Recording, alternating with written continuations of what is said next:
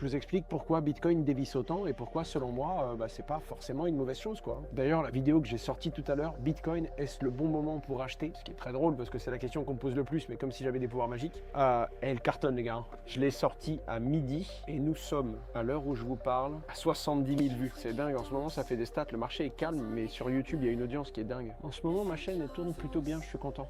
Malgré la baisse des marchés, il y a vraiment un intérêt qui est fou pour ce qui se passe. Et j'ai été très surpris du succès sur la vidéo OpenClaw. Hein. L'intelligence artificielle liée aux crypto-monnaies, c'est un sujet qui plaît beaucoup de monde. Et je pense que je vais continuer à faire des sujets un peu à cheval entre les deux, quoi. La vraie question, c'est est-ce qu'on va être capable d'avoir une croissance suffisante pour affronter l'inflation réglementaire? Et la réponse, c'est que sur les précédentes années, dans les 2 dernières années, on n'a pas pu faire de développement commercial, on n'a pas pu accélérer, on a sur un marché qui est de plus en plus concurrentiel et surtout, on a une inflation réglementaire qui est dingue. Hein. On a déposé le dossier pour être MiCA en juillet 2025 et depuis, j'ai entre 4 à 8 personnes en full time dessus.